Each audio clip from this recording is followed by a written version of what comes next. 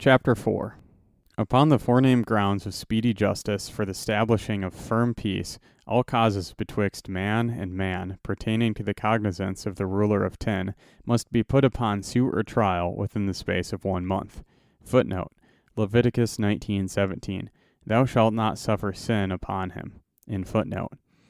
Cases belonging to the court of 6 must be put upon suit or trial within the space of 3 months. Causes belonging to the court of 3 must be put upon suit or trial within the space of 9 months. Causes belonging to the court of 11 must be put upon suit or trial in the space of 1 year and a half, or else be frustrate, and lose the privilege of receiving judgment by man, unless it appear that the providence of God did hinder, or that the defendant or delinquent party did disappoint it. In those cases it may be admitted to trial and receive judgment, though it be of a longer standing.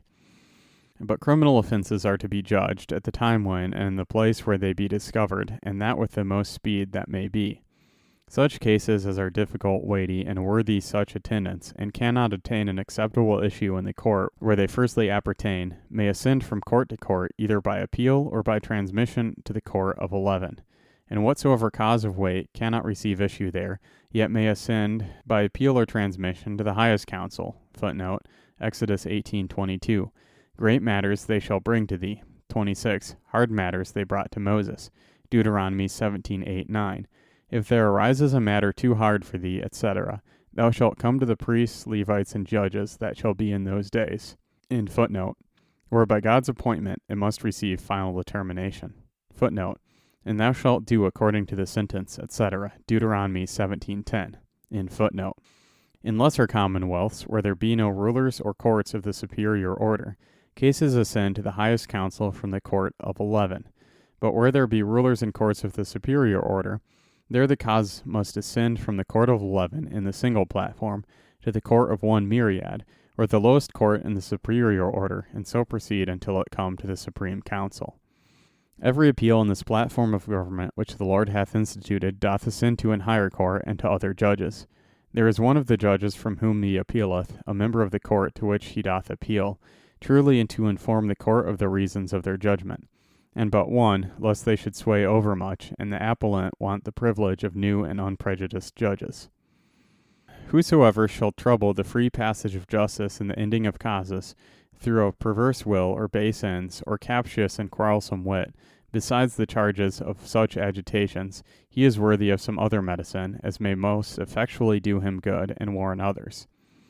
In all courts, he that hath power to call the court hath a double vote. As for example in the court of 3, if the ruler of 100 differ from the 2 rulers of 50, the court is equally divided. If there be 3 rulers of 50, and one of them concur with the ruler of 100, their sentence standeth. When the court is equally divided, it is a difficult case, and must ascend to the court next above them by transmission. Or if the lesser part of the court oppose the sentence of the court, as judging it sinful, then it must ascend by transmission. If a judge of any court shall oppose the rest in point of sin, without weighty and considerable grounds, in the judgment of the court whether it ascends or is transmitted, his first offense shall be corrected with the charge of such transmission, an admonition from the higher court. After, offenses in like kind are to be considered and judged, by proportion to the process of Christ in the church, even unto rejection from his place and office. The highest council is to consist of a convenient number of the most holy and able men. Footnote. Numbers 11:16, whom thou knowest to be elders of the people. With Exodus 18:21, able men such as fear God, men of truth, hating covetousness. In footnote. Orderly chosen for that purpose, by all the orders of footnote. Deuteronomy 1:13, take ye wise men. In footnote. Men under their jurisdiction, every man in order having an equal voice therein, from among all the elders of the people, both in the Commonwealth and in the churches. Footnote. Deuteronomy 17:9. And thou shalt come to the priests, Levites, and judges that shall be in those days, and inquire, and they shall show thee, etc. 2 Chronicles 19:8. Moreover, in Jerusalem did Jehoshaphat said of the Levites, and of the priests, and of the chief of the fathers in Israel, for the judgments of the Lord, and for controversy. Deuteronomy 21:2. Then thy elders and judges shall come forth, and shall measure, etc. Verse 5. And the priests, the sons of Levi, shall come near, and by their word shall every stroke and every controversy be tried. Deuteronomy 19:17. Both the men between whom the controversy is shall stand before the Lord, before the priests and judges. Ezekiel 44:24. And in controversy they shall stand in judgment, and they shall judge it according to my judgment. End footnote. The biggest number being civil elders. Footnote. Numbers 11:16. Gather to me 70 men of the elders of Israel, vide and swain in Lach.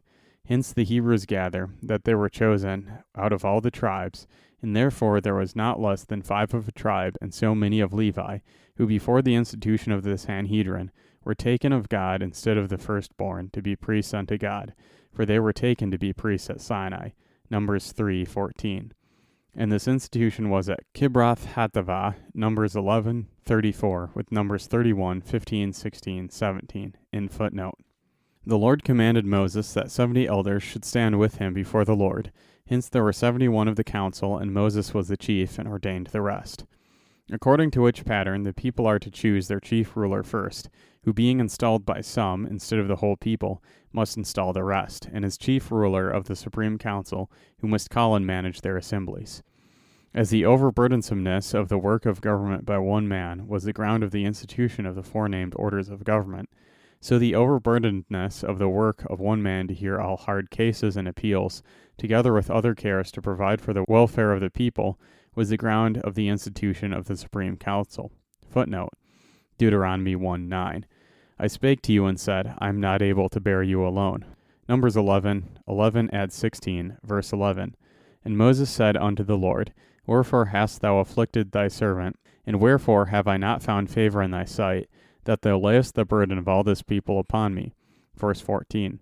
I am not able to bear all the people alone, because it is too heavy for me. In footnote. The conveniency of the number of this high council is thus to be measured and judged by God's standard. Israel had at least 3 millions of people, though not 1 million of men in order, or not much more, for the soldiers were but 600,000.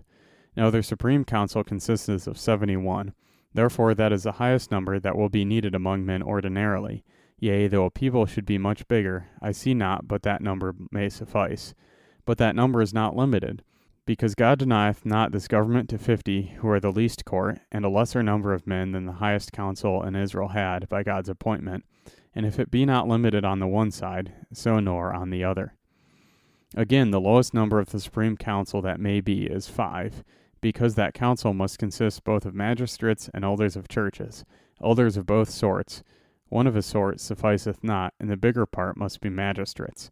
This council must always be in being, personally or virtually, to give answer to all cases propounded touching the law of God, and the application thereof, to any particular person or cause, and to take care for the general protection, provision, and government of the whole, in truth, holiness, and peace.